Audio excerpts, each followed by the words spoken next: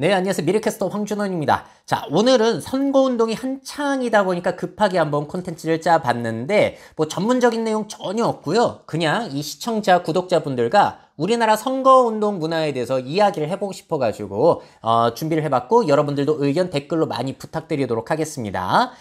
자, 여러분들은 요즘 선거운동 마음에 드시나요? 아, 이거 뭔가 이상하다, 촌스럽다라고 느껴지지는 않으세요?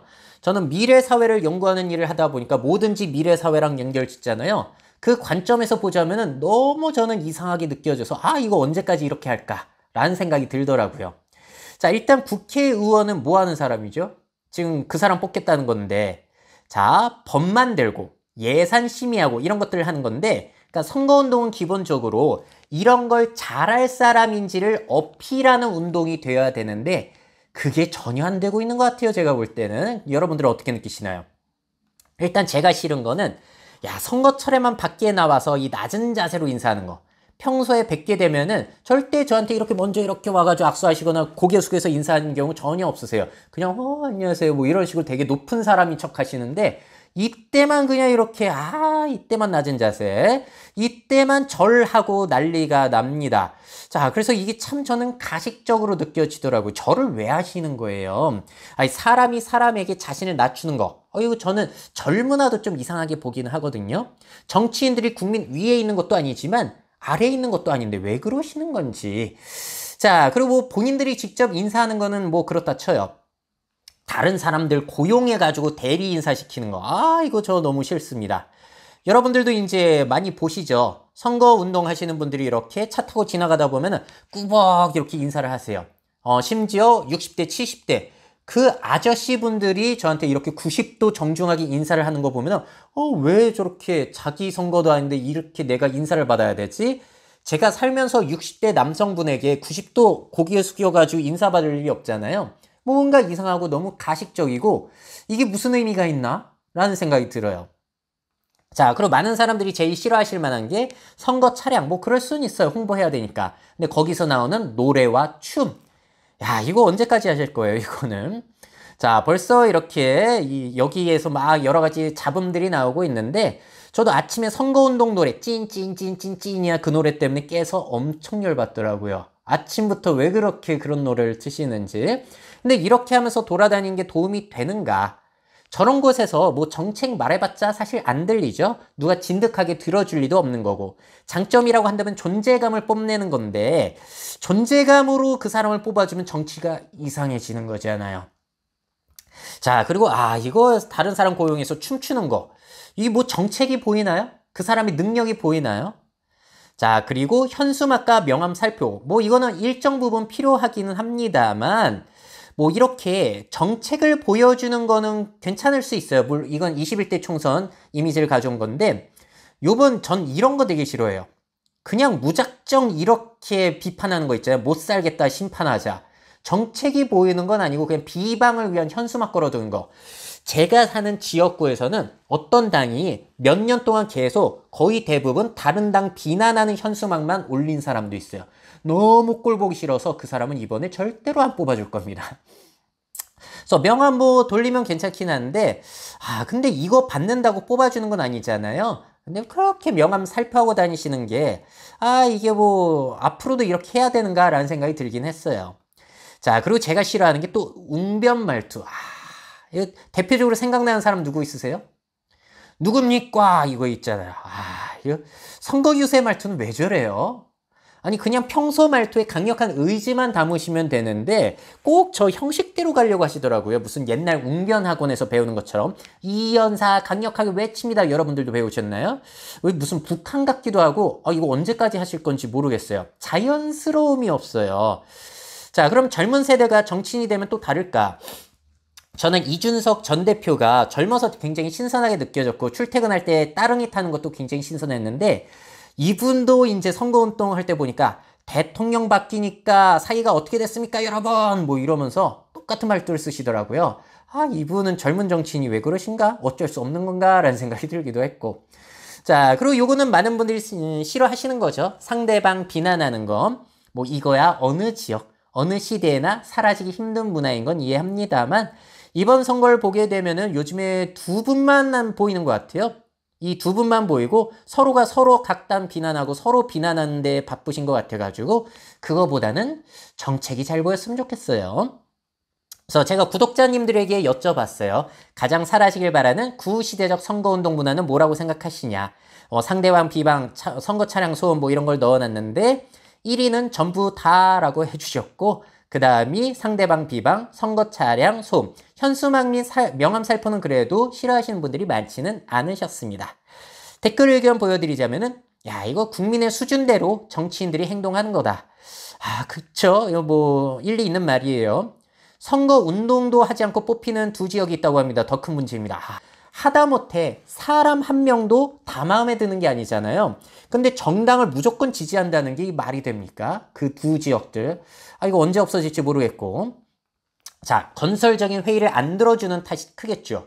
그러니까 이렇게 진지하게 뭔가를 얘기해야 하면은 사람들이 또 안 듣는다는 거예요. 이건 진짜 우리가 고쳐가야 되는 부분이 될 것 같고. 이런 의견도 있네요. AI가 더 잘할 것 같다. 물론 뭐 AGI가 등장하면 그럴 수도 있겠죠. 선거 자체를 없애야 된다라는 의견도 있었습니다. 그럼 뭐 블록체인으로 직접 민주주의 그런 거 하면은 괜찮을 수도 있는데 하나하나 정책마다 우리가 일일이 다 투표하고 하다 보면 이거 귀찮기도 하거든요. 다 생업이 바쁘다 보니까 누가 대신해 주는 게 장점이 있기도 한데 그게 잘 굴러가면 좋겠습니다. 또 이런 의견도 있으셨어요. 아니 이렇게 안 하면 어떻게 이름을 알리냐. 근데 이렇게 이름을 알려서 표가 생기면 그게 선거가 제대로 이루어진다고 볼 수 있는 건가요? 정책도 모르고 나한테 인사 잘했다고 아니면 선거운동 제일 열심히 하는 것 같다고 뽑아주면은 이게 국회의원의 취지와 조금 뭔가 달라지는 것 같다라고 저는 생각이 들었고 또 이런 식으로 투표율을 올리는 게 과연 대의민주주의에 잘 맞는 것인가도 모르겠어요. 차라리 관심 있는 사람들만 잘 알아보고 투표를 한다면은 결과가 더 좋을 수도 있지 않나라는 생각이 들기도 했습니다. 무조건 투표율 좋다. 투표율이 높아지면 좋다. 그거는 좀 아닌 것 같기도 해요. 자, 그래서 다시 말씀드리지만 국회의원은 기본적으로 법 만들고 예산 심의하는 사람들이기 때문에 제일 중요한 건 선거철에 인사하러 돌아다니고 고개 숙여 인사 잘하고 명함 뿌리고 이런 게 중요한 게 아니라 국가, 지역사회에 필요한 부분, 개선할 부분들을 열심히 찾아서 발의하고 법 만들고 하는 게 제일 중요한데 이 부분들을 유권자들에게 어필해야 되는데 그걸 모르겠다라는 거예요. 그래서 선거운동 문화 이상하다. 바뀌었으면 좋겠다라는 거죠. 자, 그럼 다른 나라의 선거운동 문화는 어떤가? 우리나라와 비슷한 나라도 있겠지만 저는 제일 정치 선진국, 제가 제일 인상 깊게 본 나라는 스웨덴이거든요. 저는 KBS 다큐멘터리에서 너무 인상 깊게 봐가지고 물론 이 나라의 선거 문화를 제가 잘 몰라요. 이 나라에 살아야 제일 잘 알겠지만 2024년이잖아요. 현재 최신 방법으로 조사를 간략하게 해봤습니다. 그냥 재미삼아 보시죠. 챗GPT한테 물어봤어요. 대한민국과 스웨덴의 선거운동 문화 차이점 알려달라고 했더니 대한민국은 대규모 집회, 후보자의 거리 인사, 유인물 및 전단지 배포 등 대면 선거운동 중심이다. SNS 같은 게 증가하고는 있지만 대면 선거가 큰 비중을 차지한다. 스웨덴은 대규모 집회보다는 TV 토론, 소셜미디어 활용, 선거 광고 등 디지털 매체를 통한 선거운동이 주를 이룬다. 그래서 이런 차이가 있다라고 알려주고 있고 자, 우리가 AI 하나에게만 물어보게 되면 이게 환각, 거짓말일 수도 있기 때문에 다양한 AI에게 동시에 물어봐야 돼요. 그게 잘 사용하는 방법입니다. 구글 제미나이 어드밴스드에게 물어봤어요. 대한민국, 스웨덴 선거운동 차이점을 알려달라고 했더니 이거 흥미롭더라고요. 한국은 후보 중심, 스웨덴은 정당 중심이라고 하는데 요즘은 좀 달라진 것 같고 그리고 선거 연설 부분이 흥미로워요. 한국은 대규모 유세, 연설 중요, 감정적인 호소가 나오고 스웨덴은 소규모 토론, 정책 논의 중심, 객관적인 정보 제시, 시민과 소통 뭐 이렇게 우리나라 폄하하는 것 같은 느낌이 들죠. 홍보를 보시게 되면은 한국은 화려한 선거 포스터 광고, 유튜브 영상 등 시각적 홍보 중심, 스웨덴은 정책 홍보 중심이라고 이야기를 하고 있습니다. 이거 보니까 뭔가 좀 창피한 느낌이 들었어요. 클로드 3 아주 똘똘하거든요. 물어봤습니다. 글자 좀 키워서 볼게요. 선거운동 방식이 한국은 후보자 중심으로 연설, 벽보, 전단지, 차량 광고, 스웨덴은 정당 중심의 캠페인, 토론회, 미디어 인터뷰, 유세 등을 통한 정책 중심이다 라고 하고 있고 유권자의 소통. 한국은 후보자와 유권자 간 직접적인 접촉이 빈번함에 악수, 인사 등 인간적인 교감을 중시하고 수혜되는 유권자의 직접적인 접촉보다는 정책 토론과 설명회 등을 통한 소통이 이루어짐.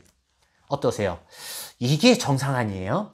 이런 쪽의 비중이 훨씬 높아야지 정상일 것 같은데 뭔가 거꾸로 됐다라는 생각이 들기도 합니다. 자, 그러면 우리나라 선거운동 문화는 왜 이렇게 안 바뀌냐? 그 원인이 뭐죠? 그쵸, 나이 때문이에요. 유권자가 고령화가 되어 있습니다. 우리나라에서 제일 많은 유권자 비율을 차지하고 있는 건 50대고요. 그 다음이 40대, 그 다음이 60대예요. 이 비율이 높다 보니까, 그리고 70대까지 포함해가지고 이분들을 중심으로 이제 선거운동이 진행이 되고 있는 거고, 후보들 역시도 그 연령대예요. 50대, 60대들이 압도적으로 많습니다. 한마디로 뽑아주는 사람이나 후보들이나 50대 이상 비율이 많다 보니까 선거운동 문화도 그 시절 있잖아요. 새마을운동이라든지 민주화운동 문화가 너무나 많이 남아있는 거죠. 그래서 젊은 사람들이 보기에는 이해가 안 갈 수밖에 없는 거예요. 자, 그리고 성별로 봤을 때 후보들이 남성이 압도적으로 많다 보니까 남성 문화가 강렬하고 거대 양당 후보들이 너무 많이 나왔어요. 그래서 서로가 당을 비난하는 것이 선거운동의 주된 방법이 될 수밖에 없는 거죠. 자, 그러면 앞으로의 선거운동 문화는 어떻게 바꾸면 좋을까요? 여러분들은 원하시는 거 있으신가요?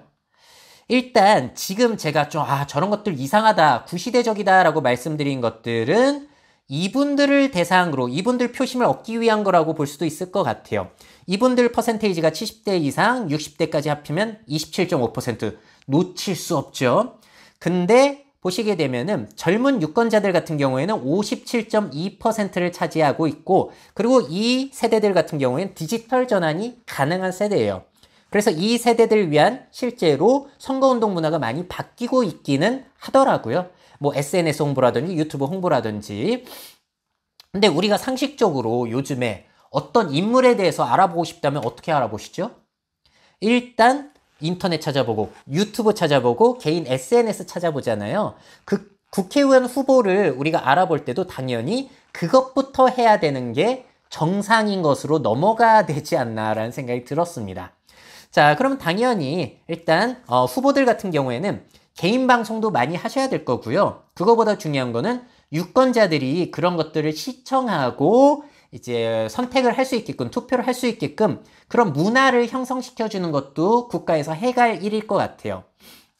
자, 보시게 되면 이제 후보자들이 공약을 SNS에 이렇게 올리고 있는데 이거 뭐 좋은 거죠. 근데 이런 문구만 봐서는 사실 판단하기가 어려워요. 두 정당의 공약들이 너무 비슷하기도 하고 역시나 그들의 이야기를 들어야 되는데 제일 좋은 건 개인 유튜브 방송이죠. 그래서 요즘에 후보들 중에서는 이렇게 잘 하고 계신 분들도 계시고 거의 올리지 않는 분들도 계십니다. 특히나 이렇게 쇼츠로 만들면은 바쁜 사람들도 이런 것들을 찾아볼 수 있기 편해져가 좋잖아요. 라이브 방송 같은 것들도 저는 굉장히 좋은 것 같아요. 라이브 방송을 보면은 그 사람이 미천이 바로 드러나기 때문에 그 사람의 수준이라든지 그런 즉흥적인 것들이 바로 드러나기 때문에 라이브 방송을 많이 시청하는 것도 앞으로는 중요하지 않을까라는 생각이 들기도 합니다. 근데 중요한 건 누가 봐야죠. 그래서 사람들에게 자꾸 이런 거를 보면서 선택하라. 이런 문화가 형성이 되면 좋을 것 같고요. 또 제일 좋은 거는 토론회가 증가가 돼야 되는데 굳이 뭐 방송국 뭐 각 잡고 잡아서 할 필요 없죠. 그냥 카메라 한 대 두고서 토론 그냥 끝장 토론 같은 거 하셔도 저는 충분히 좋지 않을까 싶어요. 자, 그래서 밖에서 돌아다닐 시간 줄이시고 계속 매일 만나가지고 계속 이제 이야기 하시는 거죠. 카메라 한 대만 두고. 그러면 그게 차라리 도움이 될지도 모르겠다. 제 지역구 같은 경우에는 후보들 찾아보니까 토론회가 열리기는 했더라고요. 근데 문제가 뭔지 아세요? 어디서 했는지도 모르겠고 어디서 찾아볼 수 있는지도 몰라요. 이게 정말 큰 문제 같습니다. 그래서 유권자들이 우리 지역구 후보들 토론회가 언제 열리고 어디서 볼 수 있는지 이런 것들을 잘 홍보하는 게 앞으로의 선거 문화로 자리 잡으면 어떨까라는 생각이 들었고, 덩달아서 공약 검증 방송들도 늘어나면 얼마나 좋을까. 우리가 판단하기 어려울 수 있으니까. 대선 같은 경우 이렇게 주요 방송사에서 해주는데 우리 지역구 국회의원은 그런 걸 잘 안 해줘가지고 아쉬운 부분이기는 해요. 이거 누가 해줄 사람 없으려나? 라는 생각이 들고요. 또 정치인 평점, 리뷰 시스템 같은 거 있으면 얼마나 좋을까? 우리 손흥민 선수도 경기 끝나자마자 이렇게 평점 나오고, 그리고 게임을 보면 이 사람의 장단점이라든지 강약점이 잘 나오잖아요. 정치인들도 이런 거 아주 공신력 있는 기관에서 해주면 좋겠다라는 생각이 들었고, 뭐 하나, 옷 하나 사더라도, 쿠팡에서 뭐 하나 사더라도 우리가 여러 가지 평점과 리뷰를 보면서 구매하게 되는데, 국회의원도 이렇게 되면 얼마나 좋을까라는 생각이 들기는 했어요. 이제 조작됐다, 어쩌고저쩌고 말은 많겠지만, 그래도 발의를 얼마나 했고, 회의 창석을 몇 번을 했고, 몇 번을 안 나왔고, 이런 객관적인 지표만 모아두더라도 괜찮지 않을까라는 생각이 들기도 했습니다. 이미 있을 수도 있는데 제가 모를 수도 있어요. 근데 제가 모른다는 것 자체도 문제죠. 그런 것들 잘 홍보가 안 됐다는 걸 의미하기 때문에. 자, 그리고 이제 AI 시대니까 AI로 공정하게 각 후보를 평가할 수 있는 방식도 나오면 좋을 것 같아요. 우리 토론회 같은 거 보기 어렵잖아요. 이게 벌써 80분이니까. 그러면은 이 내용을 AI에게 입력해가지고 이 후보들이 어떤 주장을 했고 서로가 어떻게 상대방을 공격하고 있고 방어하고 있는지 정리해달라고 하면은 그런 것들을 AI가 분석해준다면, 공정한 입장에서 분석해준다면은 이것도 도움이 되겠다. 자, 그리고 이거는 제가 퍼플렉시티라는 곳에서 검색을 해본 것인데, 각 후보의 강점과 약점을 인터넷 찾아서 정리를 해달라라고 하면은 각종 인터넷 사이트 우리가 다 들어가 볼 수는 없잖아요. AI가 직접 들어가 보고 주요 내들 정리해가지고 비교를 해주게 된다면은 이런 것들도 유용할지도 모르겠다라는 최근 AI와 관련해서 한번 생각을 해보기도 했어요. 자, 그래서 앞으로는 대한민국 선거운동 문화가 바뀔 수 있을 것인가? 바뀌기는 하겠죠. 자, 근데 일단 현재는 어렵다. 현재는 일단 연령층들 위쪽을 포기할 수 없다 보니까 어렵고요. 그래서 주 연령층이 어떻게 되냐에 따라서 계속 바뀌기는 할 텐데 향후 10년 내에는 계속 이런 꼬라지를 볼 것 같다라는 생각이 들기는 하고, 또 후보들 역시도 너무 고령화됐어요. 21대 국회의원 제일 당선 많이 된 게 50대, 60대이시니까 이분들 자체가 연령대가 있으셔가지고 선거운동 문화 바뀌기 쉽지 않은 거죠. 이번 22대 같은 경우에도 50대, 60대가 너무 많으십니다. 자, 우리나라는 왜 이렇게 젊은 정치인이 없는가? 세계 주요국 40대 미만 국회의원 비율을 보시게 되면 우리나라가 일본보다도 적어요. 이거 너무 심하잖아요. 4.3%는. 일본이 우리나라 오히려 2배예요. 자, 전에 이런 기사가 있었어요. 동아일보에. 젊은 지도자, 유럽에는 있고 한국에는 없는 이유는 뭐냐? 여기서 정리된 의견을 공유드리자면은 오래전부터 정착된 청년 정치인 육성체계, 양극화, 이민, 기후변화 등 과거의 정치 문법으로 해결할 수 없는 새로운 과제의 등장, 청년 정치인의 약점이었던 자금과 조직력의 한계를 상당 부분 없애준 IT 기술의 발전, 그리고 존댓말 등이 없는 사회 분위기 역시도 젊은 지도자 등의 탄생에 일조를 하고 있다는데, 우리나라도 젊은 정치인 있어야죠. 대의민주주의인데 왜 이렇게 정치인들 5, 60대가 많이 편중이 되어 있는가? 이거는 좀 생각을 해볼 필요가 있을 것 같고, 자, 이 정치인들, 젊은 사람들이 진출을 해야 된다라는 의견의 영상은 제가 따로 올렸으니까 관심 있으신 분들은 보시면 좋을 것 같습니다. 자, 앞으로의 선거, 정치 문화 어떻게 바뀌면 좋을 것 같으신가요? 여러분들의 여러 가지 의견들, 그리고 제가 이야기한 것들에 여러 가지 반대 의견 달아주신 거 저는 좋아요. 절대로 댓글 지우거나 하지 않습니다. 진짜 다른 사람에 대해서 말도 안 되는 비방 아니라면은. 그래서 그런 의견들 많이 남겨주시고요. 또 마지막으로 하나 덧붙이자면은 자꾸 댓글을 보다 보면은 제 정치적 성향을 마음대로 그냥 판단해 버리세요. 너는 너무 보수로 가고 있다. 너무 진보로 가고 있어. 앞으로는 걸러버리겠다. 구독 취소합니다. 이런 것들이 너무 많이 나오는데, 자, 미래캐스터로서 제가 지향하는 정치색이 뭐냐면은, 자, 저는 우리가 좌우, 진보, 보수 나누어서 편가르고 무조건적으로 싸우고 하는 문화 자체가 구시대적인 문화라고 생각을 하고 있고요. 그리고 무슨 당을 종교처럼 맹신하는 게 아니라 각 당의 정책별로 잘한 점, 못한 점을 나누어서 판단하는 게 저의 정치 색깔이에요. 그리고 저는 결정적으로 거대 양당을 다 싫어해요. 제가 늘 어렸을 때부터 표현하는 게 뭐냐면은 민주당은 우리만 정의다 라고 하는 당 같고, 국민의힘은 우리만 정답이다 라고 주장하는 당 같아서 둘 다 사실 꼴배기 싫습니다. 자, 그래서 이게 미래캐스터가 지향하는 정치색이라는 거. 그러니까 쓸데없는 정치적인 판단하지 마시고 건설적인 댓글 달아주셨으면 좋겠어요. 미래사회 변화를 업데이트하고 싶으신 기업 및 기관, 그 밖에 미래 트렌드 교육이 필요하신 분들은 myf21 네이버닷컴 이메일로 연락주세요.